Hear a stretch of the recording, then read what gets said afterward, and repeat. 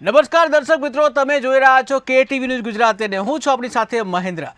દર્શક મિત્રો, KTVનો વિશેષ કાર્યક્રમ જે ભાગ્યલાભનો જે કાર્યક્રમ કે જે સોમવારથી શુક્રવાર દરમિયાન 3:30 થી 4:30 કલાકે આપણે મળતા હોય છે અને તમારા તરફથી અઢળક કોલ આવતા હોય છે, આપના તરફથી અઢળક પ્રેમ પણ મળતો હોય છે. આ સાથે આપણે વિવિધ વિષયો પણ ચલાવતા હોય છે અને તમારા અનેક પ્રશ્નો પણ આવતા હોય છે.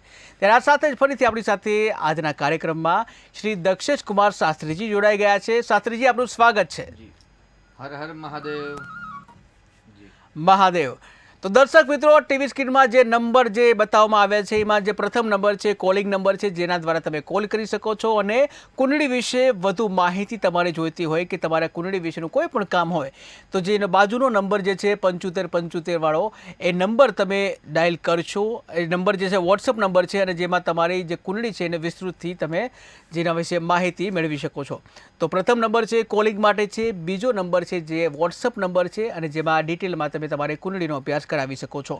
તો રાહ કોની જોઈ રહ્યા છો? અત્યારે જ તમારી જે પણ સમસ્યા હોય એ સમસ્યા ચાહે અભ્યાસને લગતી હોઈ શકે છે, વ્યવસાયને લગતી હોઈ શકે છે, દાંપત્ય જીવનને લગતી સમસ્યા હોઈ શકે છે કે પછી તમારા સંપત્તિને લગતી સમસ્યા હોઈ શકે છે કે જ્યાં શેર માર્કેટને લગતી પણ સમસ્યા હોઈ શકે છે, આર્થિક ઉપાર્જનને લગતી પણ સમસ્યા હોય છે, કોઈ પણ સમસ્યા હોય, તમામ સમસ્યાનું સમાધાન એટલે દક્ષેશ શાસ્ત્રીજી ભાગ્યલાભનો કાર્યક્રમ. શાસ્ત્રીજી, આપણે જે ગઈકાલે વાત કરી કે ગુજરાત સિવાય જે અન્ય રાજ્યોમાં શ્રાવણ માસનો પ્રારંભ થઈ ગયો છે, તો એના વિશે થોડું કહેશો.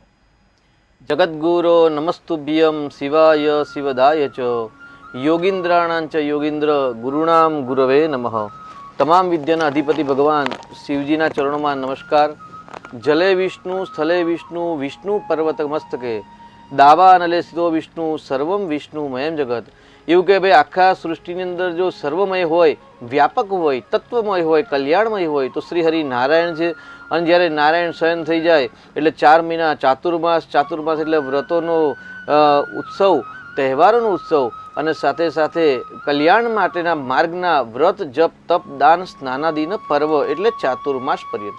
હવે ગુરુ પૂર્ણિમા જે ગઈ એટલે દરેક ભક્તોએ પોતાના સ્વગુરુના આશીર્વાદ લીધા, સ્વગુરુ જોડે જ્ઞાનની પ્રાપ્તિ કરી, સ્વગુરુને દક્ષિણા ઇત્યાદિ અર્પણ કરી અને એમના ઋણમાંથી મુક્તિ મેળવવાનો પ્રયત્ન કરેલો. અને ત્યાર પછી બીજા દિવસથી જ શ્રાવણ માસનો પ્રારંભ થયો એટલે સોમવાર અને આજે મંગળવાર એટલે ગુજરાત સિવાય અન્ય પ્રાંતની અંદર આજે શ્રાવણ માસનો દ્વિતીય દિન. ગઈકાલે પણ આપણે ભાગ્યલાભના પ્રોગ્રામ દ્વારા ચર્ચા કરી કે ભાઈ જ્યારે સૃષ્ટિનું સર્જન થયું ત્યારે ચૈત્ર સુદ એકમથી પ્રતિપદા હતી. એટલે પ્રતિપદાના કારણે ચૈત્ર સુદના એકમથી જ પંચાંગનું અને જ્યોતિષશાસ્ત્રનો પ્રારંભ થતો હોય છે.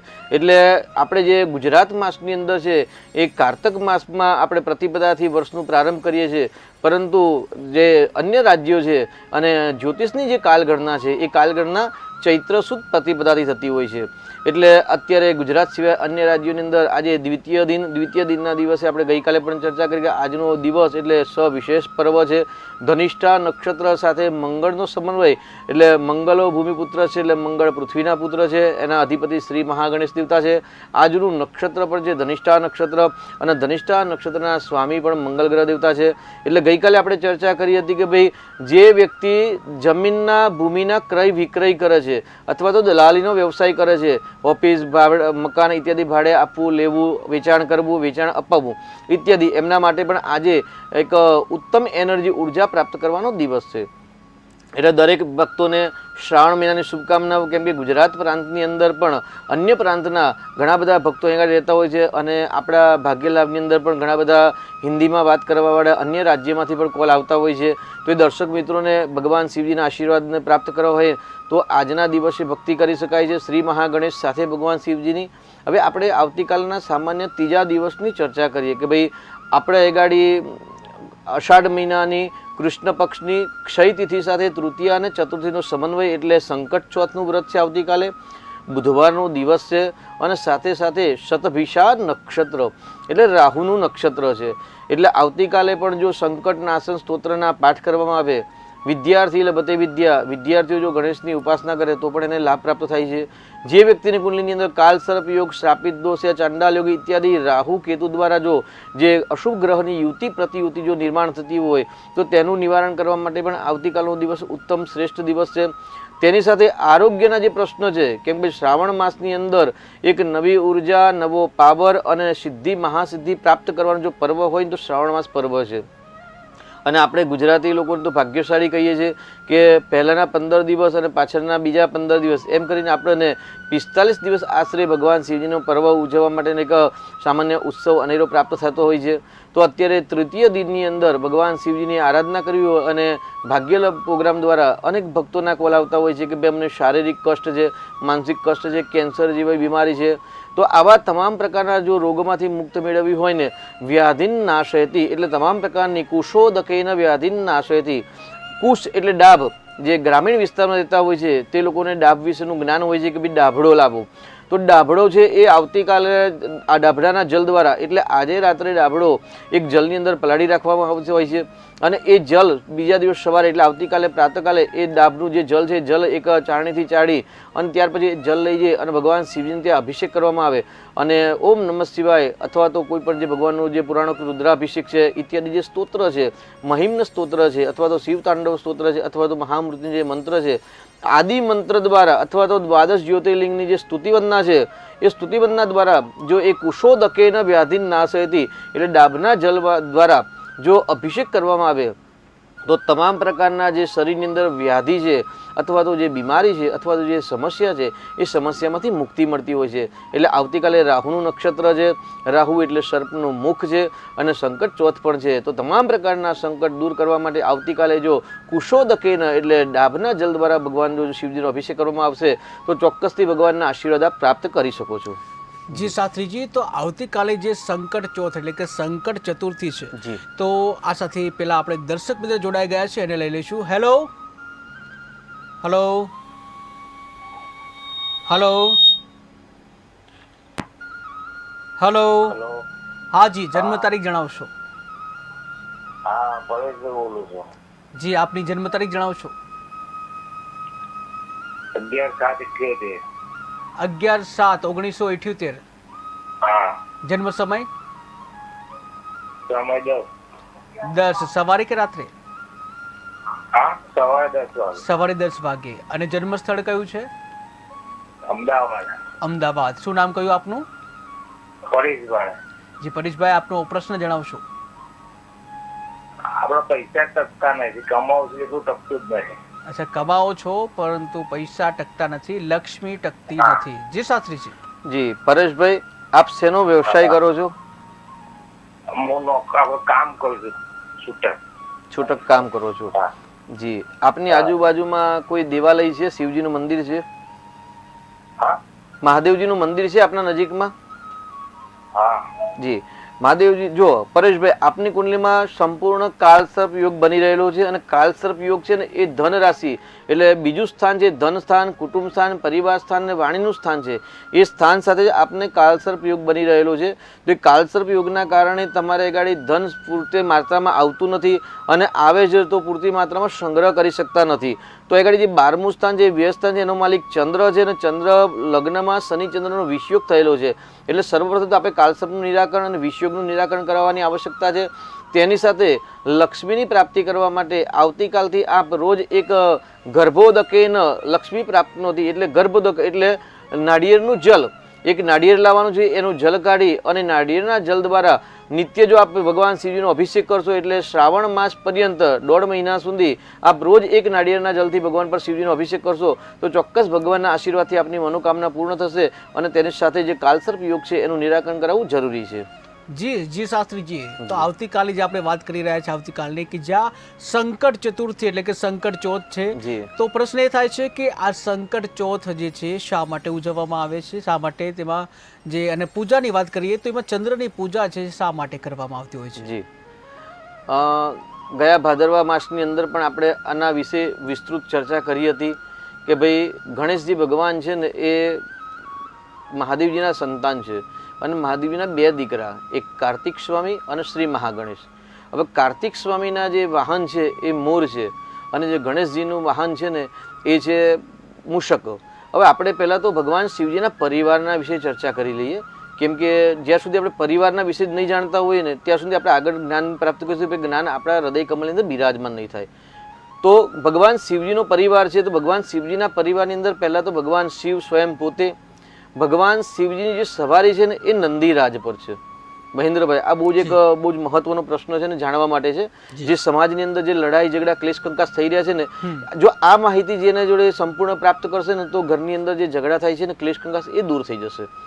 તો ભગવાન શિવજીના પરિવારની અંદર મુખ્ય ભગવાન શિવજી છે અને શિવજીનું વાહન છે એ નંદીરાજ દેવતા છે. હવે નંદીરાજ દેવતાનું વાહન છે અને સાથે સાથે ભગવાન શિવજીના કંઠની અંદર સર્પ દેવતા છે. એટલે સર્પ અને નંદીરાજ બંને વાહન કહી શકાય આપણે. હવે તેમના પત્ની છે ધર્મપત્ની, એટલે મા ભગવતી, સતી દેવી, પાર્વતી માતા, ઉમિયા માતા, કાલી માતા, અનેક નામ છે માતાજીના. ક્યાંક માતાજીનું સ્વરૂપ શેર પર સવારી છે અથવા તો ઘણી જગ્યાએ માતાજીનું સ્વરૂપ છે એ સિંહ પર સવારી છે. હવે સામાન્ય આપણે જો સામાજિકની ચર્ચા કરીએ તો સિંહ અને નંદી એટલે બંને શત્રુ ભાવ થયા. એના સાથે આપણે વાત કરીએ તો ભગવાન શિવજીના કંઠની અંદર સર્પ છે. સર્પ અને ભગવાન શિવજીના બે સંતાન શ્રી ગણેશજી મહારાજ અને એની સાથે કાર્તિકેય મહારાજ. હવે કાર્તિકેયનું જે વાહન છે એ મયુર છે અને મયુર અને સર્પમાં શત્રુભાવ છે. જી, એક દર્શક મિત્ર જોડાઈ ગયા છે. હલો હલો હાલો. હા જી, આપણા ટીવીનો અવાજ પહેલા બંધ કરશો. હા હા. જી જી, આપની જન્મ તારીખ જણાવશો. 1/9/1983. 1/9/1983. જન્મ સમય 4:05 વાગ્યાનો. 4:30 વાગે. સવારે કે સાંજે? સાંજે. સાંજે. અને જન્મ સ્થળ? પોરબંદર.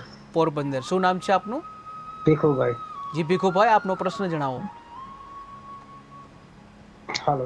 હા જી ભીખુભાઈ, આપનો પ્રશ્ન જણાવશો.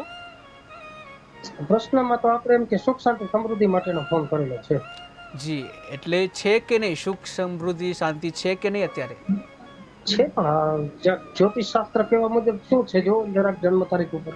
જી જી જી શાસ્ત્રીજી. જી ભીખુભાઈ, આપની 1/9/1983 બરાબર છે ને? ભીખુભાઈ, 1/9/1983 તારીખ બરાબર છે ને? હા હા. જી, તો આપની કુંડલીમાં આપે જે સવાલ પૂછ્યો બહુ સરસ પ્રશ્ન છે કે ભાઈ સુખ સમૃદ્ધિ શાંતિ છે અને જ્યોતિષ શાસ્ત્ર પ્રમાણે છે કે નહીં તે જુઓ, આવો આપનો પ્રશ્ન છે. બરાબર છે ને? તો મારા પર્સનલ યુટ્યુબ ચેનલની અંદર મેં એક વિડીયો બનાવીને મૂકેલો છે. કાલસર્પ યોગ એક રાજયોગ છે. એટલે આપની કુંડલીમાં રાજયોગ છે, કાલસર્પ યોગ છે અને અપ ટુ 42 વર્ષ પછી માણસને હંમેશા ઉન્નતિ પ્રોગ્રેસ કરતા હોય છે. આપની કુંડલીમાં ભાગ્યસ્થાનનો માલિક બુધ ઉચ્ચનો બળવાન છે, પંચમ સ્થાનનો માલિક ચંદ્ર ઉચ્ચ બળવાન છે, લાભ સ્થાનની અંદર ગુરુ છે, કેન્દ્રમાં દસમ ભાવની અંદર શનિ પણ ઉચ્ચ અવસ્થાનો છે. એટલે પંચ મહાપુરુષમાંથી એક મહાપુરુષ યોગનું પણ નિર્માણ થાય છે. કર્કનો મંગળ હંમેશા કરોડોપતિ બનાવે પણ માણસ ભૂલ ન કરે તો, મળેલા ચાન્સ ન ખોવે તો અહીં આગળ આપની કુંડલીમાં સંપૂર્ણ કાળસર્પ યોગ છે અને બુદ્ધિમત્તાની અંદર ગ્રહણ નામનો યોગ બનેલો છે. એ યોગના કારણે આપને પ્રોગ્રેસની અંદર રૂકાવટ છે, પરંતુ આપે જે તારીખ બતાવી છે અને ટાઈમ બતાવ્યો તે પ્રમાણે આપની કુંડલી બહુ જ સરસ છે. આપ ભાગ્યશાળી છો, ભાગ્ય બળવાન છે, ચિંતા કરવાની જરૂર નથી. અને સવિશેષ જો આપનો કોઈ પ્રશ્ન હોય તો આપ વોટ્સઅપ દ્વારા અમારો સંપર્ક કરી અને વિશેષ માહિતી લઈ શકો છો. જી શાસ્ત્રીજી, આ સાથે અન્ય દર્શક મિત્ર જોડાઈ ગયા છે. હલો હાલો. હા જી, જન્મ તારીખ જણાવશો. હાલો, હું સુરતથી બોલું છું. મારા દીકરા છે. જી, જન્મ તારીખ. હાલો. હા જી, જન્મ હા, તારીખ. એનો 16/10/94.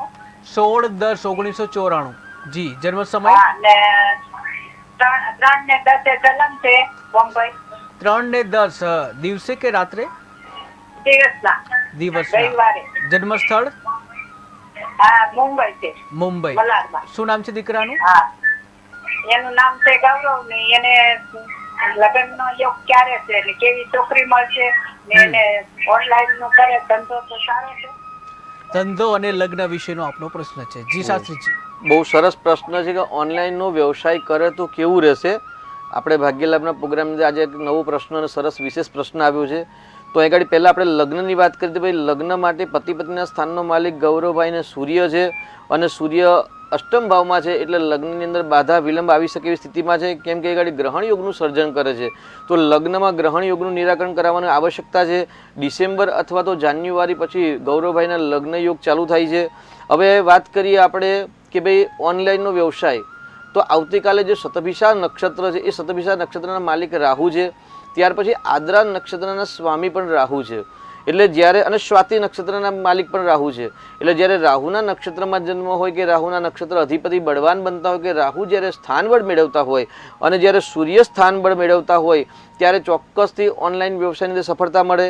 અહીં ગાડી ગૌરવભાઈની કુંડલીની અંદર 10મા સ્થાનની અંદર વૃશ્ચિક રાશિનો મંગળ છે અને મંગળ 6ઠ્ઠા સ્થાનમાં છે. એટલે જે ઓનલાઈનનો વ્યવસાય છે એમાં ધારી સફળતા ન મળે, કેમ કે અહીં ગાડી ગ્રહણ યોગનું નિર્માણ થયેલું છે. તો ગ્રહણ યોગનું નિર્માણ કરે, નિત્ય સૂર્ય નમસ્કાર કરે અને એક વખત કુંડલીનો અભ્યાસ કરાવ્યા પછી શ્રાપિત દોષનું નિરાકરણ કેવી રીતે કરાવવું એની માહિતી લઈને જો શ્રાપિત દોષનું નિરાકરણ કરાવશે તો ચોક્કસથી ઓનલાઈનના વ્યવસાયની અંદર સફળતા મળવાની સંભાવના વધારે દેખાય છે. જી શાસ્ત્રીજી, તો આપણે જે સંકટ ચોથની વાત કરતા હતા અને એમાં જે શિવ પરિવાર વિશે વાત કરતા હતા જી. કે નંદી અને જે સિંહ છે એ બંને એકબીજાની વિરુદ્ધ છે. જી જી તો એક જ કુટુંબની અંદર, એક જ પરિવારની અંદર જ્યારે વિરોધાભાસ સ્વભાવ દેખાતા હોય કે લક્ષણ હોય કે તત્વ હોય, તો અહીં ગાડી વાત કે ભાઈ નંદીરાજ દેવતા અને જે સિંહ છે એ શત્રુભાવ છે, વૈરી ભાવ છે. તેની સાથે આપણે જોઈએ તો ભગવાન શિવજીના કંઠની અંદર સર્પ દેવતા છે અને તેમના સંતાન છે કાર્તિકેય સ્વામી, તે પણ વિરોધાભાસ છે. અને ગણેશજીનું વાહન મૂષક છે, તો મૂષક અને સર્પ પણ વિરોધાભાસ છે. જી, મૂષક અને સર્પ પણ વિરોધાભાસ છે. આ સાથે દર્શક મિત્ર જોડાઈ ગયા છે. હેલો. હેલો. હા જી, જન્મ તારીખ જણાવશો? 29/11/95. 29/11/1995. જન્મ સમય? રાત્રે 2 વાગે. રાત્રે 2 વાગે. જન્મ સ્થળ? જન્મ સ્થળ ભાવનગર. ભાવનગર. અને શું નામ છે આપનું? સ્મિત. જીમિતભાઈ, આપનો પ્રશ્ન જણાવશો? આપણે નોકરી ધંધામાં આગળ કઈ વધતું નથી અને બજેટ ઓલું રહે છે, બજેટ આવકનો સ્ત્રોત નથી. જી, નોકરી ધંધો અને આવકનો સ્ત્રોત નથી. જી જી શાસ્ત્રીજી. જી મિતભાઈ, આપનો જે જન્મ છે એ જન્મ 29 તારીખ 11મા મહિનો ને 1995માં જન્મ થયો છે, બરાબર છે ને? મધ્યરાત્રે 2 વાગે. અત્યારે આપને ગુરુની મહાદશા છે ને ગુરુની અંદર સૂર્યની મહાદશા. હવે ધન સ્થાનનો માલિક અને લાભ સ્થાનનો માલિક, આપણે અવારનવાર ભાગ્ય લાભના પ્રોગ્રામમાં કહીએ છીએ કે ભાઈ બીજું સ્થાન ને 11મું સ્થાન એ ધન અને લાભ સ્થાનનું છે. આપને લાભનો પ્રશ્ન છે, લાભ સ્થાનનો માલિક આપની કુંડલીમાં ચંદ્ર છે અને ધન સ્થાનનો માલિક શુક્ર છે. ચંદ્ર અને શનિનો વિષયોગ છે, દૈનિક આવકના વ્યવસાયમાં છે અને તેની સાથે સંપૂર્ણ કાલસર્પ યોગનું નિર્માણ થયેલું છે. એટલે કાલસર્પ યોગના કારણે તમારી જે પ્રોગ્રેસ છે, ઉન્નતિ છે, પ્રગતિ થતી નથી, પરંતુ કાલસર્પનું નિરાકરણ કરશો તો ચોક્કસથી તમને સફળતાની પ્રાપ્તિ થશે. તેની સાથે આપણી કુંડલીની અંદર એક સરસ ઉત્તમ યોગ બની રહ્યો છે જેને ગુરુ અને મંગળ કહીએ. ચોથું સ્થાન છે, ચોથા સ્થાનમાં ધનુરાશિ છે, ધનુરાશિમાં મંગળ છે અને મંગળના ઘરની અંદર બૃહસ્પતિ છે. એટલે મંગળ અને ગુરુનું જે પરિવર્તન યોગ છે એ પરિવર્તન યોગ તમને સાહસ પરાક્રમ દ્વારા સુખની પ્રાપ્તિ કરાવે. એટલે તમારે ઉદ્યમ કરવામાં ક્યાંય આળસને પ્રમાદ કરવાની જરૂર નથી. જેટલો તમે ઉદ્યમ વધારે કરશો, જેટલો પરિશ્રમ વધારે કરશો એટલી સફળતા મળવાની સંભાવના આપને વધારે છે અને સાથે કાલસર્પનું નિરાકરણ કરાવવું આવશ્યક છે. જી જી શાસ્ત્રીજી, આ સાથે અન્ય દર્શક મિત્ર જોડાઈ ગયા છે. હેલો. હેલો. હા જી, જન્મ તારીખ જણાવશો? હા, 19/97. 19/2/1997. જી, જન્મ સમય? નામ હાર્દિક છે. જી, હાર્દિકભાઈ નો સમય છે 11:30 રાત્રે. 11:30 રાત્રે. જન્મ સ્થળ કયું છે હાર્દિકભાઈ નું? જન્મ સ્થળ છે માળિયા હાટીના તાલુકાનું ગામ છે. માળિયા હાટીના. જી. અને હવે એનો પ્રશ્ન છે, એને બીએ ઇલેક્ટ્રિક કર્યું છે અને અત્યારે એને કે જોબ નો મેળ ખાતો નથી, એટલે એને હવે મોબાઈલ વેબ ડિઝાઇનિંગ માં છે. તો હવે એનો નોકરી કરે છે, 6 મહિના થયા, તો પગાર વધારો ક્યારે આવશે અને એના લગ્નના યોગ ક્યારે છે? જી, માળિયા હાટીનો જિલ્લો કયો છે આપણે? જુનાગઢ. જુનાગઢ. જી જી. ગામ માતરવાણિયા. જી જી, બિલકુલ બિલકુલ. ઓકે જી શાસ્ત્રીજી. જી 19/2/1997 રાત્રે 11:23:23:30 જન્મ છે. પહેલાં તો મોબાઈલનું કામ કરે છે. નોકરીની વાત, નોકરીના સ્થાનનો માલિક અહીં ગાડી ગુરુ ગ્રહ છે અને ગુરુ ગ્રહ અહીં ગાડી બળ મેળવતો નથી કારણ કે નીચેનો છે, મકર રાશિમાં થયેલો છે. મકર રાશિમાં હોય ને એટલે સંપૂર્ણ બળ ન મેળવે, તો અહીં ગાડી ગુરુની કૃપા મેળવવાની જરૂર છે. એટલે જો ગુરુ બનાવ્યા હોય તો ગુરુની આદેશ પ્રમાણે, આજ્ઞા પ્રમાણે વર્તન કરવું કે મંત્ર જાપ કરવા ન હોય તો હનુમાન ચાલીસાના પાઠ અને ગુરુવારનું વ્રત કરે તો એમના વ્યવસાયની અંદર, આવકની અંદર ધીરે ધીરે ઉન્નતિ થશે. સાથે આગળ અંગારક નામ અને શ્રાપિત દોષ નામનો યોગ બનેલો છે. એ યોગનું જો નિરાકરણ કરાવશો તો પણ એમને જે વ્યવસાયની અંદર થોડી થોડી પ્રોગ્રેસ બનશે. માંગલિક કુંડલી છે, પતિ પત્નીના સ્થાનનો માલિક મંગળ છે અને મંગળ 12મા ભાવમાં છે, એટલે 19, 21, 24, 27, 28મા વર્ષે લગ્ન કરાવે. એટલે વર્તમાનમાં લગ્ન યોગ નથી, પરંતુ એ ગાડી મિથુન રાશિનો ગુરુ થાય એટલે ડિસેમ્બર જાન્યુઆરી પછી થોડાક લગ્નના યોગ પ્રારંભ થશે અને ત્યાર પછી જૂન મહિના 2025 પછી એમનો સંપૂર્ણ વિવાહ યોગ પ્રારંભ થાય છે. જી શાસ્ત્રીજી, તો આપણે જે આવતીકાલે સંકટ ચતુર્થી છે એની વાત કરતા હતા અને એ સાથે જે ભગવાન શિવનો જે પરિવાર છે એના વિશે વાત કરતા હતા. એટલે ભગવાન શિવજીના પરિવારની અંદર જે માતાનું જે વાહન છે ભગવાન શિવજીનું વાહન, એમના 2 સંતાન એટલે કાર્તિકેય સ્વામી અને શ્રી મહાગણેશ, તો બંનેના જે વાહન છે એ વાહનોના જે છે એ વિરોધાભાસ છે. એટલે પહેલાં તો ભગવાનનો પરિવાર છે, પરિવાર આપણને જ્ઞાન આપે છે કે ભાઈ એક જ કુટુંબ પરિવારની અંદર વિરોધાભાસ હોવા છતાં પણ બધા સાથે રહે છે. તો આ ભગવાન શિવજીની ભક્તિ જ્યારે શ્રાવણ માસની અંદર કરતા હોઈએ, મનોકામના પૂર્ણ કરવા માટે ભગવાનના અલગ અલગ પદાર્થો દ્રવ્ય દ્વારા જ્યારે આપણે અભિષેક કરતા હોઈએ, પરંતુ જો ભગવાનનો જે તત્વ છે કે ભગવાને જે આપણે જે ઉપદેશ આપ્યો છે એ ઉપદેશનું જો આપણે જ્ઞાન ન લઈએ તો ચોક્કસથી સફળતા મળતી નથી. એટલે પરિવારની અંદર વિરોધાભાસ સ્વભાવ હોવા છતાં પણ પ્રેમ ભાવ રાખવો, શાંતિ જાળવવી, અને જ્યાં શાંતિ હોય ત્યાં સમૃદ્ધિની વૃદ્ધિ થતી હોય છે. હવે આપણે વાત કરીએ આવતીકાલે સંકટ ચતુર્થી વ્રત, અને ભગવાન શ્રી મહાગણેશજીનું વાહન છે મૂષક. ભગવાનનું સ્વરૂપ છે એક કદરૂપું છે. સામાન્ય આવો કોઈ વ્યક્તિ આપણને રસ્તામાં મળે તો જોવો પસંદ ન આવે, પરંતુ ગણેશજી મહારાજનું સ્વરૂપ આપણને પસંદ છે, કેમ કે કદરૂપું હોવા છતાં પણ એમનામાં જ્ઞાન છે, વિદ્યા છે, બુદ્ધિ છે અને બુદ્ધિના દાતા છે. અને એક મૂષક વાહન એટલે ભગવાનને એવું કહેવાય છે કે મૂષક એટલે ઉંદર પર સવારી કરે છે. અને ભગવાનનું જે સ્વરૂપ કદરૂપું છે ને એ કદરૂપું સ્વરૂપ લઈ અને મૂષક પર જ્યારે બેસી અને જ્યારે ભગવાન ગણેશજી મહારાજ ગણેશ લોકની થઈ અને હિમાલયની જ્યારે પરિભ્રમણ યાત્રા કરી રહ્યા હતા, ત્યારે તેમનું જે સ્વરૂપ જોઈ અને જે એ આનંદ જે ક્રીડા કરી રહ્યા હતા, એ ક્રીડાને જોઈને ભગવાન ચંદ્રને છે ને હાસ્ય આવેલું. અને ભગવાનને જ્યારે ચંદ્રદેવને જ્યારે હાસ્ય આવ્યું ને ત્યારે ગણેશજી મહારાજને ક્રોધ આવ્યો, અને ક્રોધ આવ્યો ને એનાથી એમને શ્રાપ મળ્યો છે. અનેક પદ્મપુરાણ ઇત્યાદિ ગણેશ પુરાણની અંદર, શિવ પુરાણની અંદર અલગ અલગ દંતકથાઓ છે, પરંતુ આ એક દંતકથા એવી છે કે ભગવાન જે ગણેશજીનો જે મજાક બનાવ્યો, હાસ્ય કર્યું, જેના કારણે ભગવાન શ્રી ગણેશ મહારાજ ક્રોધમાન થયા. જી, ભગવાન ગણેશ ક્રોધાયમાન થયા. જી, આ સાથે દર્શક મિત્ર જોડાઈ ગયા છે. હેલો. હા મહાદેવ. જી મહાદેવ, જન્મ તારીખ જણાવશો? હેલો. હાજી, જન્મ તારીખ જણાવશો? હેલો. હાજી, હેલો, આપની જન્મ તારીખ જણાવશો? હેલો. હાજી, જન્મ તારીખ જણાવશો? 20/12/72. 20/12/1972. જન્મ સમય? હા. જી, જન્મ સમય? સવારે 6 વાગે. સવારે 6 વાગે. જન્મ સ્થળ? જી, જન્મ સ્થળ? હા તો ડાયરેક્ટ કેમ નથી થતું? હેલો. હા. જી, આપનું જન્મ સ્થળ જણાવશો? એ તો ઘણા પણ ડાયરેક્ટ ટીવીમાં હું તો લાઈવ જોઉં છું, લાઈવ કેમ નથી બતાવતું? નહીં, લાઈવમાં નહીં આવે, તમે ફોનથી છે તમારું માર્ગદર્શન લઈ શકશો. ઓકે. જી, જન્મ સ્થળ જણાવશો? હલો. હલો. તો સંપર્ક તૂટી ગયો છે. જી શાસ્ત્રીજી, આપણે જે ભગવાન ગણેશ જે છે ક્રોધાયમાન થયા હતા એની વાત કરતા હતા. એટલે ઉદ્યમે ભગવાન શ્રી મહાગણેશનું વાહન છે એ મૂષક છે. પહેલાં તો આપણે એ ચર્ચા કરી લે કે ભાઈ ગણેશજી મહારાજે મૂષકને જ કેમ વાહન બનાવ્યું. સૃષ્ટિની અંદર આટલા બધા જે પ્રાણીઓ છે, જેમ કે અત્યારે આપણે કોઈકના જોડે સાયકલ હોય, કોઈકના જોડે લુના હોય, કોઈકના જોડે સ્કૂટર હોય, બાઇક હોય, પલ્સર હોય, કાર હોય. કારની અંદર પણ ઘણા બધા પ્રકાર હોય છે કે ભાઈ મારુતિ કાર છે, અલ્ટો કાર છે, એના છે વેગનાર છે, મર્સિડીઝ, BMW, ઓડી વગેરે વગેરે વગેરે. એવી રીતે દેવતાઓ પાસે પણ પોતાનું વાહન છે, અને વાહન છે પશુ પક્ષીઓ છે. એટલે પશુ પક્ષીઓના વાહનમાં ભગવાને અનેક પશુ પક્ષી જીવ હોવા છતાં પણ શ્રી મહાગણેશે ઉદ્યમ માટે જ શ્રી મૂષક રાજને પોતાનું વાહન બનાવ્યું. તેની પણ કથા છે, આપણે ભાદ્રપદ માસની અંદર આગળ એની ચર્ચા કરીશું. પરંતુ એ મૂષકને વાહન બનાવવા પાછળનો એક જ ઉદ્દેશ્ય છે કે ભાઈ ઉદ્યમે નહીં સિદ્ધ્યંતિ કાર્યાણી ને મનોરથ નહીં સિપ્તસ્ય સિંહસ્ય પ્રવિશંતિ મુખે મુગા. ઉંદરને છે ને એક ઉદ્યમનું પ્રતીક કહેવાય છે, પરિશ્રમનું પ્રતીક કહેવાય છે.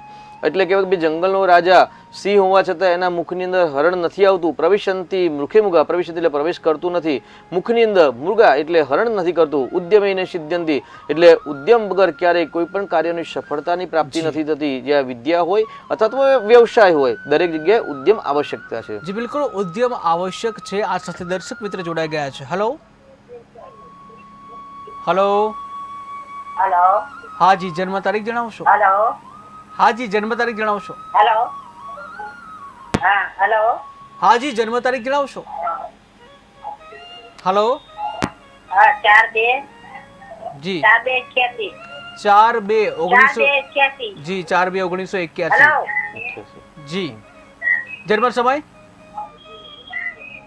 81 જી તમારા ટીવીનો અવાજ બંધ કરશો. સવારે 10:30 સવારે 10:30 વાગે. જન્મ સ્થળ? જી જન્મ સ્થળ? હેલો અમદાવાદ અમદાવાદ. અને શું નામ છે આપનું? અમદાવાદ જી આપનું નામ જણાવશો? હેલો જી આપનું નામ જણાવશો? સુસ્મિતાબેન જી જોસ્નિકાબેન, આપનો પ્રશ્ન શું છે? હેલો હા જી, આપનો પ્રશ્ન જણાવશો?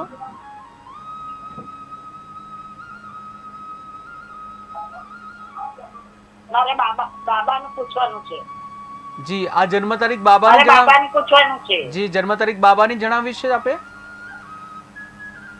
હા જી શું નામ છે? બાબાનું નામ શું છે? હા બાબાની જન્મ તારીખ જણાવો. જી બાબાનું નામ જણાવશો અને એનો પ્રશ્ન જણાવશો. મિતેશ મિતેશભાઈ નો પ્રશ્ન જણાવો. મિતેશ જી મિતેશભાઈ ને શું પ્રશ્ન છે? હા એ થોડો મન બુદ્ધિનો છે કે હોશિયાર થશે કે નહીં થાય?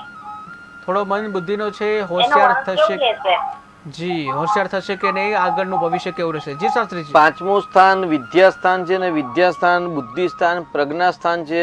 એટલે વિદ્યા બુદ્ધિ પ્રજ્ઞા સ્થાન અંદર ચંદ્ર છે અને ચંદ્રની રાશિમાં અહીં ગાડી રાહુ બિરાજમાન છે. એટલે રાહુના કારણે માનસિક સમસ્યા ઉત્પન્ન થાય તો ચંદ્ર રાહુનું ગ્રહણ યોગ કરાવવાની આવશ્યકતા છે. સાથે ભાગ્યસ્થાનનો માલિક મંગળ છે, એ મંગળ દ્વાદશ ભાવની અંદર છે. એટલે ચંદ્ર મંગળ અને રાહુની શાંતિ કરાવો અને ભગવાન શ્રી મહાગણેશની પૂજા કરાવશો અથવા તો સ્વયં જાતે જો બાળકને પાઠ શીખવાડશો તો ભગવાનના આશીર્વાદથી અમને સારી પ્રાપ્તિ થશે વિદ્યા બુદ્ધિની. જી જી શાસ્ત્રીજી, તો આપણે જે વાત કરતા હતા શિવના પરિવારની અને જે ઉદ્યમ જરૂરી છે એ વિશે વાત કરતા હતા. એટલે ઉદ્યમે નૈષિધ્યંતિ કાર્યાણી ને મનોરથ. જો પોતાનું કાર્ય, પોતાનું મનોરથ, પોતાની ઈચ્છાઓ જો માણસે જો પૂર્ણ કરવી હોય તો સખત અને સતત પરિશ્રમ કરવો જોઈએ. અને સતત અને સખત જો પરિશ્રમનો જો કારક હોય તો છે એ મૂષક છે, ઉંદર છે. આપણે જોયું અત્યારે ભાઈ વર્ષા ઋતુ પ્રારંભ થઈ એટલે ગટર ઇત્યાદિમાંથી બધી જગ્યાએથી બહારથી જ્યારે મૂષક વાહન આવતા હોય, પરંતુ મૂષક એક જ વાહન એક એવું છે, એ વાહન ક્યારેય કોઈ પણ વસ્તુનો સંગ્રહ નથી કરતું. સ્વયં પોતાનો માર્ગ સિંચન કરતા હોય છે અને સતત પરિશ્રમ કરતા હોય છે. તમે એક આંખના પલકારા એટલે ઘડી પડ ક્ષણિકની અંદર જો તમે જુઓ તો આપણી સામે હોય ઉંદર અને ક્ષણિકની અંદર એ ઉંદર ગાયબ થઈ જાય, જ્યારે દેખાઈ ન શકાય. એટલે સતત પરિશ્રમી હોય છે, ઉદ્યમી હોય છે અને સખત પરિશ્રમ કરતા હોય છે. ગમે તેવું કઠિનમાં કઠિન દિવાલ હોય તો પણ એની અંદર એ છેદ કરી દેતા હોય છે. એટલે એમનો માર્ગ બનાવી દેતા હોય છે. એટલે જ્યારે એવું કારણ પણ એવા છે કે ભાઈ મૂષકને જે દાંત હોય છે એ દાંત એક છે ને એક લોખંડનો દાંત હોય છે અને જો દાંત જો ઘસવામાં ન આવે તો એ દાંત પોતાને જે વાગે ને પોતે જ મૃત્યુ સ્વયં પામતા હોય છે. એટલે દાંતને ઘસવા માટે અને ઉદ્યમના પરિશ્રમથી એ સતત પરિશ્રમી હોય છે. એટલે ભગવાન શ્રી ગણેશજીને કહ્યું, કેમ કે ગણેશજી મહારાજ છે વિદ્યાના દાતા છે, બુદ્ધિના દાતા છે અને બુદ્ધિનો જ્યારે એમણે સદુપયોગ કર્યો ત્યારે ભગવાન શિવજીના આશીર્વાદથી એ પ્રથમ પૂજ્ય બન્યા. એટલે પ્રથમ પૂજ્ય જ્યારે બન્યા એટલે ભગવાને શ્રી મહાગણેશે મૂષકને વાહન બનાવ્યું અને મૂષકની સવારી સાથે જ્યારે એ હિમાલય પર્વતની અંદર ગણેશ લોકની અંદર જ્યારે પરિભ્રમણ અને વિહાર ક્રીડા કરી રહ્યા હતા અને ક્રીડા કરતાં કરતાં એ જે ક્રીડાનો જો આનંદ લેવાની જગ્યાએ જ્યારે ચંદ્ર ભગવાને હાસ્ય કર્યું અને ત્યારે શ્રી મહાગણેશજી એમના પર કોપાયમાન થયા.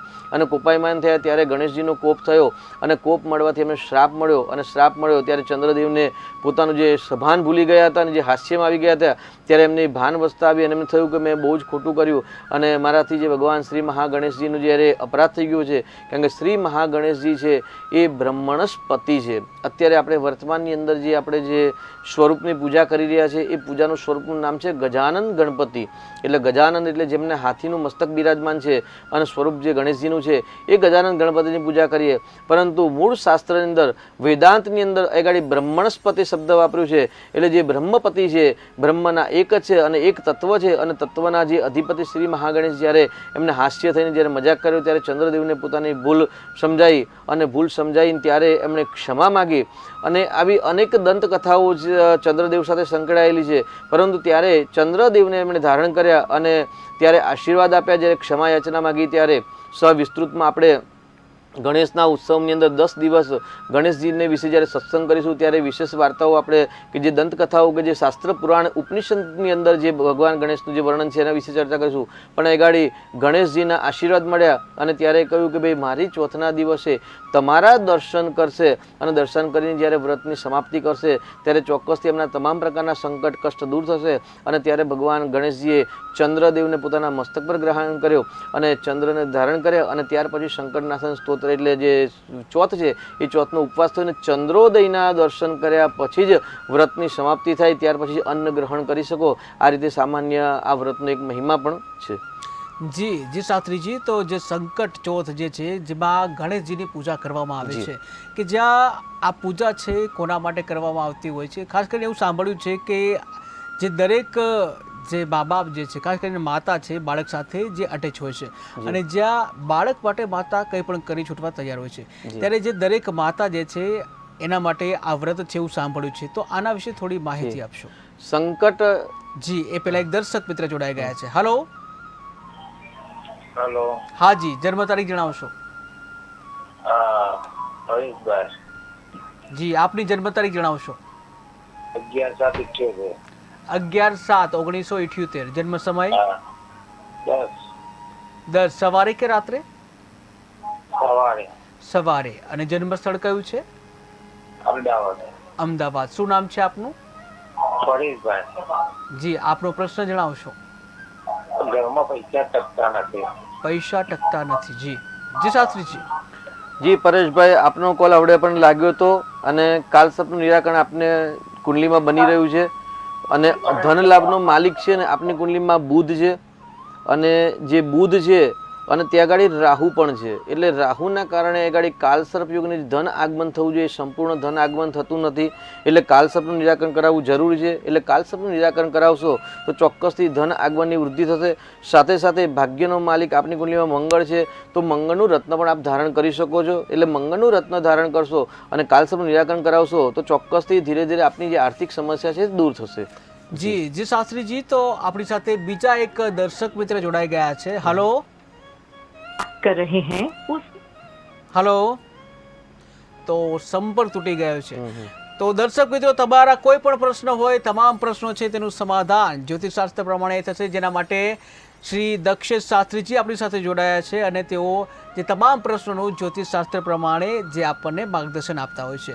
શાસ્ત્રીજી, આપણે સંકટ ચોથની જે વાત કરી રહ્યા હતા અને એમાં આ દિવસ દરમિયાન જે કહેવાય છે કે માતા છે એ પોતાના બાળકના લાંબા આયુષ્ય માટે આ વ્રત કરતા હોય છે. તો આ વ્રતની વિધિ શું છે અને કેવી રીતે આ વ્રત કરવામાં આવે છે? જી પહેલાં તો આપણે વાત કરીએ ભાઈ શ્રી મહાગણેશજી તો તત્વ કયા તત્વના માલિક છે? તો સામાન્ય જે લોકો ધ્યાન યોગ મેડિટેશન કરતા હોય છે તેમને ખાસ ખ્યાલ હોય છે કે ભાઈ શરીરનું જે બંધારણ છે એ 5 તત્વ દ્વારા એટલે પૃથ્વી, જલ, તેજ, વાયુ અને આકાશ આ 5 તત્વ દ્વારા નિર્માણ થયું હોય છે. અને એની અંદર જે મુખ્ય તત્વ છે એ પૃથ્વી તત્વ છે અને પૃથ્વી તત્વના માલિક છે ને એ શ્રી મહાગણેશજી છે. ગણેશ ઉપનિષદ આદિ ઉપનિષદની અંદર પણ કહેલું છે કે ત્વમ મૂલાધાર સ્થિતોષિ નિત્યમ. એટલે દરેક મનુષ્યના નાભીના નીચે એક ચક્ર આવેલું છે. એ ચક્રની જે નામ છે તે નામ છે મૂલાધાર ચક્ર. મૂલાધાર ચક્રની અંદર એક પુષ્પ છે. એ પુષ્પની અંદર 4 પાંખડી છે અને 4 પાંખડી પર શ્રી મહાગણેશજી બિરાજમાન છે. શ્રી મહાગણેશ અહીં ગાડી રિદ્ધિ સિદ્ધિ કે લક્ષ્ય લાભ એવો કોઈ શબ્દનો ઉલ્લેખ છે નહીં. શ્રી મહાગણેશ શબ્દ છે. શ્રી એટલે જે યશ પ્રતિષ્ઠા માન કીર્તિ સમૃદ્ધિના અધિપતિ છે, જે તમામ વિદ્યાના અધિપતિ છે, જે બુદ્ધિના દાતા છે, તેવા જી. શ્રી મહાગણેશજી બિરાજમાન છે. જી જી બિલકુલ. આ સાથે જ એક દર્શક મિત્ર જોડાઈ ગયા છે. હલો હલો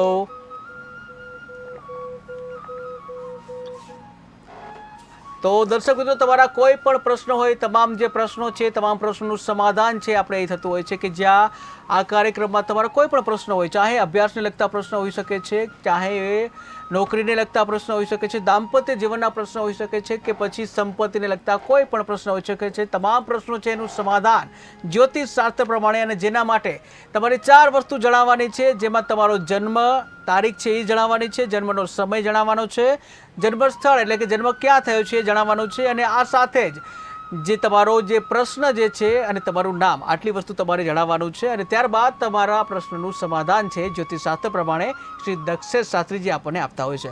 આ સાથે એક દર્શક મિત્ર જોડાઈ ગયા છે. હલો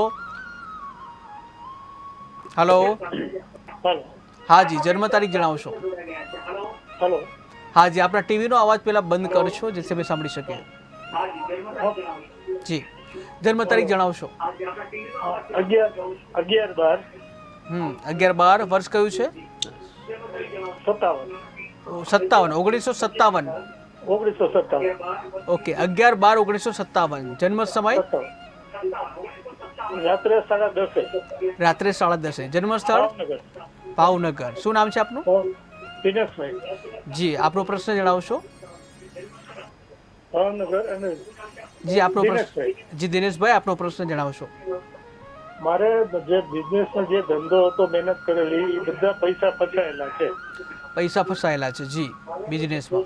જી જી, 11/10/1957 તારીખ બરાબર છે ને દિનેશભાઈ આપની? હા હા. જી, અત્યારે આપને શનિની મહાદશા ચાલે છે અને શનિની અંદર શુક્રની મહાદશા ચાલે છે. હવે આપનો વ્યવસાય શેનો હતો એ જણાવશો? દિનેશભાઈ, આપનો વ્યવસાય શેનો હતો? જમીન મકાન. જો હવે નાણાં રોકાઈ ગયેલા છે ને ઉઘરાણીનો પ્રશ્ન છે આપનો, તો 6થું સ્થાન છે એ કર્જનું સ્થાન છે, ઋણનું સ્થાન છે, દ્વાદશ ભાવ છે એ વ્યય સ્થાન છે. એટલે વ્યય સ્થાનનો સંબંધ આગળ શુક્ર અને મંગળનો સંબંધ છે. પરંતુ આગળ જે શનિની જે દ્રષ્ટિ છે ને પરાક્રમ સ્થાનમાં છે, એટલે ખોટા સાહસ દ્વારા પણ ક્યારેક નુકસાન થઈ શકે છે. હવે મંગળ ને ગુરુનો જો લક્ષ્મી યોગ છે, એટલે જો શીઘ્ર આપણે ધન આગમન તમારે કરવું હોય તો મંગળની પૂજા કરવી જોઈએ, મંગળનું દાન કરવું જોઈએ, કેમ કે આપની રાશિનો માલિક આગળ મંગળ થાય છે, લાભ સ્થાનનો માલિક મંગળ છે, અને એ મંગળ છે સુખ સ્થાનની અંદર બિરાજમાન છે. એટલે મંગળનો અને સાથે આવકના સ્ત્રોતનો જે સ્વામી હોય તો આગળ 6થા સ્થાનનો એટલે ઋણ કર્જનો માલિક છે જે બુધ છે. તો મંગળ અને બુધનો જો તમે ઉપાય કરશો તો તમને સફળતા વધારે મળશે. અને તેની સાથે આપની કુંડલીમાં એક ગ્રહણ યોગ બની રહેલો છે. એ ગ્રહણ યોગનું જો નિરાકરણ ન કરાવે તો સર્વપ્રથમ ગ્રહણ યોગનું નિરાકરણ કરાવશો. અને જો નિત્ય ભક્તિની વાત કરીએ તો આપ જો નિત્ય હનુમાનજીની ભક્તિ કરશો તો ચોક્કસથી આપને ધાર્યું પરિણામ પ્રાપ્ત થશે. જી જી બિલકુલ. તો આ સાથે આપણે વાત કરતા હતા સંકટ ચોથની, કે જેમાં જે માતા છે પોતાના બાળકના આયુષ્ય માટે જે આ વ્રત કરતા હોય છે, તો આ વ્રતની વિધિ શું છે અને કેવી રીતે આ વ્રત કરવામાં આવે છે? એટલે ધ્યાન યોગ જે કરતા હોય છે તેમને ખ્યાલ હોય છે કે બે કુંડલીના બોડીમાં 7 ચક્રો છે. એમાં પહેલું જે ચક્ર છે એ મૂલાધાર ચક્ર, અને મૂલાધાર ચક્ર જેનું એક્ટિવેટ હોય છે તેની જ હંમેશા પોઝિટિવ સારા વિચારની પ્રાપ્તિ થતી હોય છે. આપણે મૂલાધાર ચક્ર સાથે એટલા વાત કરી રહ્યા છે કે જ્યારે મહેન્દ્રભાઈએ બહુ સરસ શબ્દ પ્રયોગ કર્યો છે કે ભાઈ માતા દીકરાના આયુષ્ય માટે ગણેશ ચોથનું વ્રત કરતા હોય છે. હવે આપણે વાત કરીએ જ્યારે બાળકનું જ્યારે સંતાનનો જે જન્મ થાય છે ને એ 2 મહિના જે ગર્ભ રહ્યા પછી એક જીવ પ્રાપ્ત થતો હોય છે. એટલે સામાન્ય જ્યોતિષ શાસ્ત્ર પ્રમાણે એવું કહેવાય છે કે શુક્રાંગારક બુધ બૃહસ્પતિ શનિશ્ચર રાહુ કેતુ. એટલે સર્વપ્રથમ શુક્ર ગ્રહનું ત્યાં આગળ બળ હોય છે, શુક્રાંગારક પછી મંગળ ગ્રહનું બળ હોય છે, શુક્રાંગારક બૃહસ્પતિ, ત્યાર પછી બૃહસ્પતિ. એટલે પહેલાં સર્વપ્રથમ જ્યારે ગર્ભનું પિંડ રહે ત્યારે શુક્ર, ત્યાર પછી લોહીની અંદર જે ગર્ભનું પરિભ્રમણ થાય એટલે મંગળ, અને ત્યાર પછી જીવનો પ્રવેશ થાય આશરે 2.5 મહિના એટલે ગુરુ ગ્રહનો ત્યાં પ્રવેશ થતો હોય છે. ગુરુ ગ્રહની એનર્જી ઉર્જા પ્રાપ્ત થતી હોય છે. અને સારું આયુષ્ય જો પ્રાપ્ત કરવું હોય ને તો ગુરુ ગ્રહની કૃપા જોઈએ, અષ્ટમ ભાવની કૃપા જોઈએ. એટલે માતા આગળ ગર્ભમાં જ્યારે હોય અને એક જ નાળ સાથે જ્યારે સંકળાયેલા હોય અને એક નાળ સાથે જ્યારે બાળકને પોતાના એક જીવમાંથી બીજો જીવ ઉત્પન્ન કરતા હોય ત્યારે એ માતા દરેક પ્રકારના સંકલ્પ સિદ્ધ કરવા માટે બાળકના શ્રેષ્ઠ આયુષ્ય માટે ઉત્તમ આયુષ્ય માટે જ્યારે વ્રત કરતા હોય ત્યારે ગણેશ અથર્વશીર્ષની અંદર અલગ અલગ પ્રયોગ બતાવેલા છે ભાઈ ગણેશજીના મંત્રમાં. એમાં કહ્યું છે કે યો દુર્વાંકુરે યજતિ સ વૈશ્રવણો પમો ભવતી, યો લાજેર યજતિ સ યશોવાન ભવતી સ મેઘાવાન ભવતી. એટલે જ્યારે બાળકને બુદ્ધિશાળી બનાવવું હોય ને તો લાજા દ્વારા સંકટ ચોથી દિવસને પૂજા કરવી જોઈએ. લાજા એટલે ડાંગર એગાડી. જો બાળકને એગાડી જો જ્ઞાન પ્રાપ્ત કરાવવું છે તો મેઘાશક્તિ પ્રજ્ઞાશક્તિ કરાવવું છે તો ડાંગર દ્વારા શ્રી મહાગણેશની પૂજા કરવી છે. પોતાના બાળકને ધન આગમન કરાવવું છે, ધનની પ્રાપ્તિ કરાવી છે તો વૈશ્રવણો એટલે વૈશ્રવણ એટલે કુબેર ભંડારી. આજે આપણા દેશનું બજેટ બહાર પડ્યું અને આપણા દેશના બજેટના જે નાણામંત્રી જે કહેવાય કે નિર્મલા સીતારમણજીએ જે આજે આપણને સરસ બજેટ આપ્યું, એવી જ રીતે જે દેવતાઓના જે કોષાધ્યક્ષ છે એ ભગવાન શ્રી કુબેરનાથ છે, કુબેર ભંડારી છે. અને કુબેર ભંડારીનું એક નામ છે વૈશ્રવણો પમો. એટલે વૈશ્રવણ એટલે ગાડી જે દુર્વા દ્વારા ગણેશજીની પૂજા કરે છે એને કુબેર ભંડારીના એટલે ધનની પ્રાપ્તિ થાય છે. અને સાથે યો મોદક સહસ્ત્રેણ યજતી, જ્યારે આયુષ્યનો પ્રશ્ન હોય, આરોગ્યનો પ્રશ્ન હોય, ધન સંબંધી હોય કે જીવ સંબંધી હોય ત્યારે સંકટ ચોથના દિવસે પ્રાતકાલે નિત્ય કર્મ પરવારી અને ભગવાન શંકરજીને ગણેશજીનો સંકલ્પ કર્યો આજે હું મારા બાળકના શ્રેષ્ઠ અને દીર્ઘાયુષ્ય માટે આજે સંકટ ચોથનું વ્રત કરું છું. આવો સંકલ્પ કરી શુદ્ધ વસ્ત્ર ધારણ કરી દીપ ઇત્યાદિ ધૂપ અર્પણ કરી મોદક આદિ જાસૂદ રક્ત પુષ્પ દ્વારા રક્ત પુષ્પ દ્વારા ગણેશજીની પૂજા કરે છે અને સંકટ ચોથનું વ્રત કરે છે. દિન પર્યંત શ્રી મહાગણેશના જપ કરે છે અને અનેક અલગ અલગ પદાર્થ દ્વારા ગણેશજીના અથર્વશીર્ષની અંદર બધા જ તમામ પ્રકારના પદાર્થનું વર્ણન છે. પછી ગણેશજીનો ગકાર નામનું જે સહસ્ત્ર નામ સ્તોત્ર છે એ સ્તોત્રની અંદર પણ અલગ અલગ વર્ણન છે કે ભાઈ કયા કયા દ્રવ્ય દ્વારા ગણેશજીની પૂજા કરાય તો એ દ્રવ્યો દ્વારા પૂજા કરી શકાય છે. અહીં દીર્ઘાયુષ્ય બાળકનું દીર્ઘાયુષ્ય પ્રાપ્ત થાય એટલા માટે ગણેશજીની પ્રાર્થના કરી અને સંધ્યાકાળે એટલે રાત્રિના સમયે દર ચોથે અલગ અલગ ટાઈમ હોય છે તો ચંદ્રોદયના ટાઈમ પ્રમાણે ત્યાં ચંદ્ર ભગવાનના ત્યાં આગળ સન્મુખ ઊભા રહેવાના છે. કદાચ વર્ષા ઋતુના કારણે આકાશની અંદર ચંદ્રદેવના દર્શન ન થાય તો પણ ત્યાં આગળ ચંદ્રદેવનું ઇમેજિંગ કરવાનું છે અને ત્યાં ગણેશજીની પ્રાર્થના કરવાની છે. મોદક અને અર્પણ કરે એટલે મોદકમાં એટલે ગાડી મીઠાનો ત્યાગ કરવાનો છે. એટલે ગોળ ઘી અને ઘઉં દ્વારા જે પણ નિર્માણ કરે એટલે ભાખરીના લાડુ અથવા સાકરિયા લાડુ ઇત્યાદિ લાડુ એટલે મોદક એટલે આનંદપૂર્વક જ્યારે મોદકનું નૈવેદ્ય અર્પણ કરી અને દીર્ઘાયુષના ભગવાન શ્રી મહાગણેશજીને ગાડી બાળકની પ્રાર્થના કરવાની હોય છે કે યમ ચિંતા તે કામમ જેવી ચિંતા એટલે ઈચ્છા જેવી ઈચ્છાઓ છે એવી ઈચ્છાઓ દ્વારા કે એવા સંકલ્પ દ્વારા જ્યારે વ્રત કરવામાં આવે છે ત્યારે શ્રી મહાગણેશજીની કૃપાથી એ સંકલ્પો એ ઈચ્છાઓ પૂર્ણ થતી હોય છે. એટલે સામાન્ય મહાગણેશજીની પૂજા કરવાથી કલયુગે એવું કહેવાય છે કે કલૌ ચંડી વિનાયકૌ. આ કલયુગની અંદર જો શ્રેષ્ઠ ફળ અને શીઘ્ર જો ફળ પ્રાપ્ત કરવું હોય તો શ્રી મહાગણેશજી અને મા ભગવતીના જો ચરણે જઈએ તો શીઘ્રની ફળની પ્રાપ્તિ થતી હોય છે. એટલે આ રીતે આવતીકાલે સંકટ ચોથના વ્રત છે. જેવી ઈચ્છા હોય એવા દ્રવ્ય દ્વારા પદાર્થ દ્વારા શ્રી મહાગણેશજીની આ પૂજા કરી અને એમના આશીર્વાદ મેળવી શકો છો. જી બિલકુલ, જે આપે જણાવ્યું પ્રમાણે જે વ્રત આખું કરવામાં આવે છે આ સાથે જ કે આ વ્રતમાં જે કહેવાય કે નિર્જળા જે ઉપવાસ કરવામાં આવતા હોય છે તો એનાથી જે ઉપવાસ કરનારને કેટલો ફાયદો થાય છે. આ સાથે જ અલગ અલગ વ્રત જે છે એની કથાઓ પણ હોય છે તો કઈ કથા હોય છે આમાં અને નિર્જળા ઉપવાસ છે એ કેટલો ફાયદોકારક છે? જી, જલે વિષ્ણુ સ્થલે વિષ્ણુ વિષ્ણુ પર્વત મસ્તકે. પહેલાં જ વાત કરી ભાઈ ભગવાન નારાયણ છે ને એ વ્યાપક છે. હવે જે આપણે અત્યારે વાત કરી કે ભાઈ ગણેશજી મહારાજ આપણા બોડીની અંદર ક્યાં રહેલા છે તો બોડીની અંદર ભાઈ મૂલાધાર ચક્રની અંદર રહેલા છે. હવે મૂલાધાર ચક્રના અધિપતિ દેવ કોણ છે તો શ્રી મહાગણેશ છે. તો મૂલાધાર તત્વ છે એ તત્વ કયું રૂપમાં છે તો અહીં આગળ પૃથ્વી તત્વનો કહેવાય છે કે ભાઈ મૂલાધાર ચક્ર છે પૃથ્વી તત્વ છે અને પૃથ્વી તત્વના અધિપતિ દેવ છે શ્રી મહાગણેશ. હવે આપણે પૃથ્વી તત્વની ઉપર થોડાક આવીએ જે શરીરનું નિર્માણ થયેલું છે તો નાભીના નીચેનો ભાગ છે પૃથ્વી તત્વ છે અને ત્યાં જલ તત્વ પણ રહેલું છે. એટલે પૃથ્વીની અંદર પાણી પણ છે અને અગ્નિ પણ છે. હવે જ્યારે નાભીના ઉપરની વાત કરીએ તો ઉદર આવ્યું એટલે ઉદરની અંદર જઠરાગ્નિ આવે છે અને આપણે જે ભોજન ગ્રહણ કરીએ છીએ કે જલ ગ્રહણ કરીએ છીએ એ તમામ પ્રકારના પદાર્થ છે એ પદાર્થ ત્યાં અંદર પેટની અંદર ઉદરની અંદર જતા હોય છે અને ઉદરની અંદર બે તત્વનો વાસ છે. એક તત્વ છે જલ તત્વ અને દ્વિતીય તત્વ છે એ અગ્નિ તત્વ. એટલે અગ્નિ તત્વ અને જલ તત્વ જ્યારે અગ્નિ તત્વનું જ્યારે વધારે થઈ જાય ત્યારે માણસને એસિડિટી જેવા રોગ ઉત્પન્ન થતા હોય છે.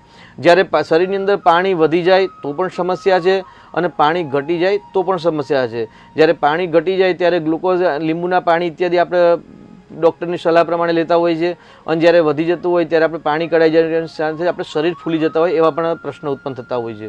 એટલે જ્યારે જલ તત્વ અને વાયુ તત્વ અથવા તો અગ્નિ તત્વનું જ્યારે દૂષિત થતા હોય એટલે જન્માક્ષર એટલે જ્યોતિષશાસ્ત્રની અંદર જો વાત કરીએ તો પહેલી રાશિ છે મેષ રાશિ છે એ અગ્નિ તત્વ છે, બીજી રાશિ છે વૃષભ રાશિ એ પૃથ્વી તત્વ છે, ત્રીજી રાશિ છે મિથુન રાશિ છે એ વાયુ તત્વ છે અને ચોથી રાશિ છે કર્ક રાશિ એ જલ તત્વ છે.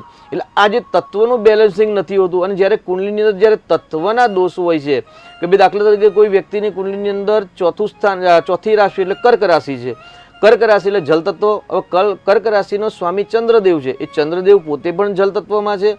હવે જલ તત્વનો માલિક જલ તત્વ રાશિની અંદર વૃશ્ચિક રાશિ એ પણ જલ તત્વ રાશિ છે અથવા તો મીન રાશિ તે પણ જલ તત્વ રાશિ છે. હવે જલ તત્વનો માલિક જ્યારે જલ તત્વની અંદર રહે અને ત્યારે વાયુ તત્વના અધિપતિ દેવ શનિદેવ અથવા તો વાયુ તત્વના અધિપતિ રાશિના માલિક જે ગ્રહ છે એ ગ્રહ સાથે પાપ ગ્રહ સાથે એટલે રાહુ સાથે અથવા તો કેતુ સાથે જ્યારે જલ તત્વ રાશિ દૂષિત થતી હોય અથવા તો જલ તત્વના જે ગ્રહ છે એ દૂષિત થતા હોય તો એમાંથી મુક્તિ મેળવવા માટે કેમ કે આપણે વાત કરીએ ગ્રહણ યોગની પૂજા કરાવી, કાલસર્પની પૂજા કરાવો, આવી આપણે અવારનવાર વાત કરતા હોય છે. પણ દરેકની આર્થિક સ્થિતિ મજબૂત ન હોય તો એ પૂજા ન કરી શકતા હોય તો જ્યારે ગણેશજીનું જે સંકટ ચોથનું વ્રત આવે ત્યારે નિર્જલા જલ એટલે જલ વગર આમ તો શક્ય નથી પરંતુ વર્ષા ઋતુમાં શક્ય છે.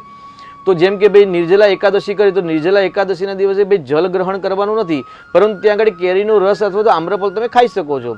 તો આવી જ રીતે અત્યારે વર્તમાનમાં જે આવતીકાલે સંકટ ચોથ છે જો તેમાં નિર્જલા જલ કરવી ઉપવાસ કરવો હોય તો એ જલમાં તમે જાંબુ ખાઈ શકો છો, ફ્રૂટ ખાઈ અને જલ લીધા વગર જ્યારે સંકટ ચતુર્થી વ્રત કરવામાં આવે તો એ ચોથના વ્રત દ્વારા જે કુંડલીની અંદર જલ તત્વ અથવા તો જલ તત્વના જે માલિક અથવા તો જલ તત્વની રાશિ અથવા તો જલ તત્વના જે પ્રશ્ન છે એ પ્રશ્નના જે ખરાબ યોગ છે એ યોગનું અશુભ ફળ છે એ ધીરે ધીરે શાંત થતું હોય છે.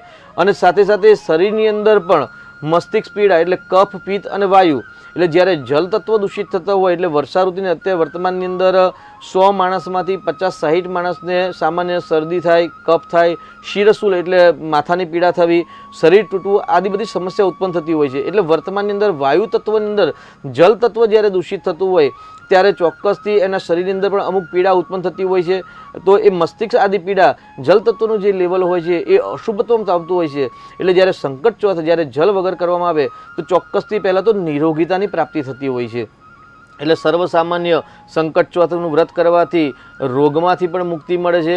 યો મોદક સહસ્ત્રેણ યજતિ વાંછિત ફલમ આપનોતી 1000 લાડુ જો ગણેશજીને અર્પણ કરવામાં આવે તો ચોક્કસથી તમામ પ્રકારની મનોવાંછિત પૂર્ણ થાય છે. હવે યો દુર્વાંકુરે જતી સવૈસ્ત્રણોપમતી સૂર્યગ્રહે મહાનદ્યામ પ્રતિમા સન્નિધૌ. બહુ સરસ શબ્દ યાદ આવી ગયો છે જે ગણેશ અથર્વશીર્ષની અંદર છે. સૂર્યગ્રહે એટલે જ્યારે ગ્રહણ યોગ થતા હોય એટલે સૂર્ય જ્યારે રાહુથી ગ્રસિત થાય અથવા તો કેતુથી ગ્રસિત થતા હોય અથવા તો કુંડલીની અંદર ચંદ્રગ્રહ છે એ રાહુથી ગ્રસિત થાય અથવા તો કેતુથી ગ્રસિત થાય ત્યારે એને ગ્રહણ યોગ કહેવાય છે. અને કુંડલીના જેટલા બધા દોષો છે એમાંથી સૌથી વધારે જો ખરાબમાં ખરાબ દોષ જો ગણવામાં આવ્યો હોય ને તો શ્રાપિત દોષ અને ગ્રહણ દોષને કાળસર્પ દોષને આપણે રાજયોગ કહીએ છીએ. એનાથી કોઈ ગભરાવાની આવશ્યકતા નથી. અનેક કષ્ટ કર્યા પછી પણ એ સફળતા આપતા હોય છે પરંતુ ગ્રહણ યોગ છે એ સફળતા ક્યારેક આપે પણ છે ન પણ આપે. તો સૂર્યગ્રહે મહાનદ્યામ જપ્તવા જ્યારે ગ્રહણ યોગ હોય અથવા તો સંકટ ચોથના વ્રત હોય કે આવા જ્યારે મહાપર્વ હોય ત્યારે સૂર્યગ્રહે મહાનદ્યામ જપ્તવા સિદ્ધ મંત્રો ભવતી. એવું કહે છે કે ભાઈ નદી કિનારે અથવા તો તીર્થ ક્ષેત્રમાં રહી ભગવાન સૂર્યનારાયણના સન્મુખ ઊભા રહી અને જ્યારે ગણેશજીની વ્રત કરવામાં આવે છે, ગણેશજીના વ્રતની વાર્તા કરવામાં, ગણેશજીના સ્તોત્રનો પાઠ કરવામાં આવે છે અથવા તો સંકટનાશન સ્તોત્રનો પાઠ કરવામાં આવે છે અથવા તો ગણેશ અથર્વશીર્ષના પાઠ કરવામાં આવે છે. અહીંયા આગળ એવું કહેવાય છે કે ભાઈ અષ્ટૌ બ્રાહ્મણાન સમ્યક ગ્રાહિત્વા વિદ્યા સિદ્ધિર્ભવતી. 8 પ્રકારના બ્રાહ્મણો એટલે 8 પ્રકારના બ્રાહ્મણો એટલે અલગ અલગ ગોત્રના 8 બ્રાહ્મણોને બોલાવી અને મહાનદ્યામ જપ્તવા એટલે નદી કિનારે જ્યારે ઊભા રહી સૂર્યનારાયણના સન્મુખે રહી અને ત્યાં આગળ જો આ અનુષ્ઠાન કરવામાં આવે તો પણ તમામ પ્રકારની મનોરથ પૂર્ણ થતા હોય છે. તમામ પ્રકારના રોગ, કષ્ટ, પીડા, આધિ, વ્યાધિ, મુશ્કેલી કોઈને મકાનના પ્રશ્ન છે, કોઈને ઘરના પ્રશ્ન છે, કોઈને દાંપત્ય જીવનના પ્રશ્ન છે, કુંવારા લગ્ન માટે પ્રશ્ન ફોન કરતા હોય છે અને પરણેલા દાંપત્ય જીવનના પરિવારની અંદર પ્રેમ માટે પ્રશ્ન કરતા હોય છે, કોઈકને પરદેશ જવું છે, કોઈકને ઉત્તમ પ્રકારની વિદ્યા પ્રાપ્ત કરવી છે, તો તમામ પ્રકારના જો મનોરથ જો શીઘ્ર ફળ આપવાવાળા હોય તો કલયુગની અંદર શ્રી મહાગણેશજી છે. એટલા માટે જ આગળ કહેવાય છે કે ભાઈ સંકટ ચતુર્થીનું વ્રત, ચતુર્થી એટલે ચોથ તિથિ અને ચોથ તિથિના સ્વામી છે શ્રી મહાગણેશજી. એટલે વદ પક્ષની આવે એને સંકટ ચોથ કહેવાય, અને શુક્લ પક્ષની આવે એને વિનાયક ચતુર્થી કહેવાય.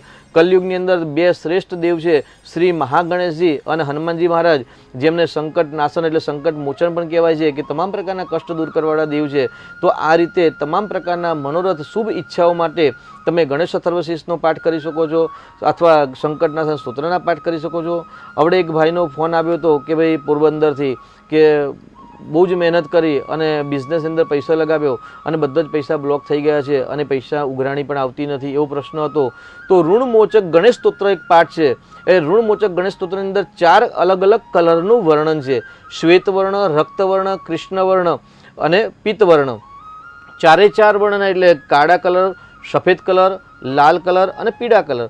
આ 4 કલરના ગણેશજીના કયા પુષ્પ દ્વારા કેવી રીતે પૂજા કરવી, તો તમામ પ્રકારની ઉઘરાણી પણ આવતી હોય છે અને કદાચ ઋણ હોય, કર્જ હોય તો કર્જમાંથી પણ મુક્તિ મળતી હોય છે.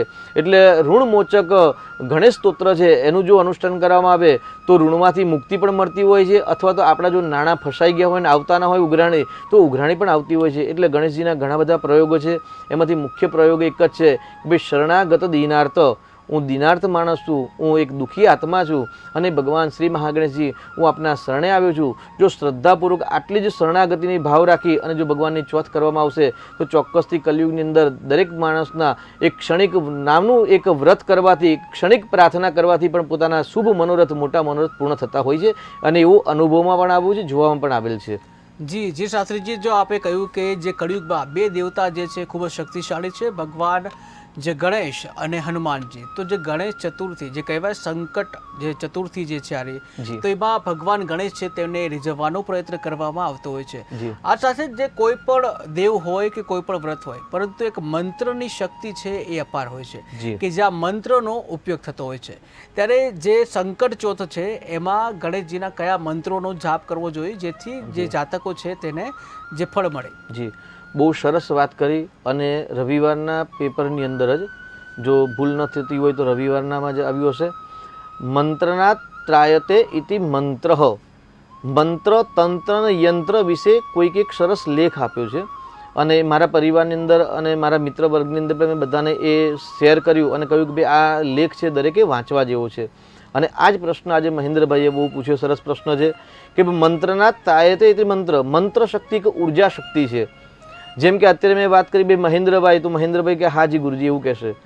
તમે જ્યારે મને કોલ કરશો તો ગુરુજી, શાસ્ત્રીજી અથવા તો દક્ષેશ કુમાર કહેશો તો પણ હું યસ કરીશ. 50 બાળકોને ક્લાસ હોય છે, ક્લાસની અંદર કોઈકને મહેન્દ્ર નામ હોય, કોઈકનું રમેશ નામ હોય, કોઈકનું પ્રવીણ નામ હોય, તો જે નામથી બોલાવવામાં આવતા હોય છે એ નામવાળા વ્યક્તિ સામે આવશે.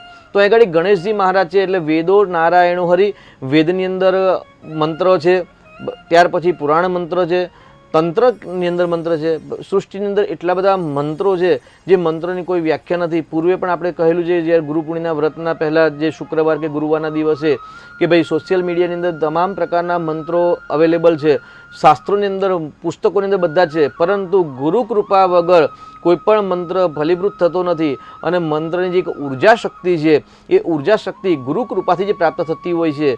એટલે અત્યારે આપણે જે આપણે સામાન્ય ચર્ચા કરી કે ભાઈ ગણેશ અથર્વશીર્ષ સ્તોત્ર, તો જે ઓમ ગંગ ગણપતય નમઃ, ગણેશજીનો આ શ્રેષ્ઠ મંત્ર છે, ઉત્તમ મંત્ર છે, તમામને આ મંત્ર આવડે છે. એટલે પહેલાં તો મંત્રનું ઉચ્ચારણ શુદ્ધ હોવું જોઈએ. ઓમ એટલે અ મનો સમન્વય, ગમ એટલે ગ મનો સમન્વય એટલે ગમનો સમન્વય છે. તો ઓમ ગંગ ગણપતયનો મંત્ર જપ કરી શકો છો અને શ્રદ્ધાપૂર્વક જો જપ કરવામાં આવશે તો ચોક્કસથી તમામ વિઘ્ન સંકટ દૂર થતા હોય છે. અને વિશેષ માહિતી માટે આપ અમારો સંપર્ક પણ કરી શકો છો. જી બિલકુલ શાસ્ત્રીજી, તો હાલ સમયનો અભાવ છે, તો દર્શક મિત્રો હાલ સમયનો અભાવ છે. આપણા તરફથી ઘણા બધા કોલ આવ્યા, ઘણા બધા જે તમારા પ્રશ્નો પણ અમે સાંભળ્યા, શાસ્ત્રીજી દ્વારા આપને માર્ગદર્શન પણ આપવામાં આવ્યું છે. તો આવા અવનવા વિષયો સાથે અને તમારા જે પણ પ્રશ્નો હોય એનું પણ માર્ગદર્શન સાથે આપણે સોમવારથી શુક્રવાર દરમિયાન 3:30 થી 4:30 કલાક દરમિયાન આપણે મળતા હોય છે અને અમને પૂર્ણ વિશ્વાસ છે કે આવતીકાલે જે સંકટ ચોથ છે આપ પણ એ સંકટ ચોથ છે જે માર્ગદર્શન જે આપ્યું છે શાસ્ત્રીજીએ એ પ્રમાણે આપ પણ એને ફોલો કરશો અને આપના સંતાનો છે તેનું આયુષ્ય છે એ લાંબુ થાય માટેના પ્રયત્ન કરશો. આ સાથે જે ભાગ્યલાભના કાર્યક્રમમાં હાલ બસ આટલું જ. વધુ માહિતી માટે જે KTV ન્યૂઝ જોતા રહો. સમસ્યા તમારી, ખબર અમારી. નમસ્કાર.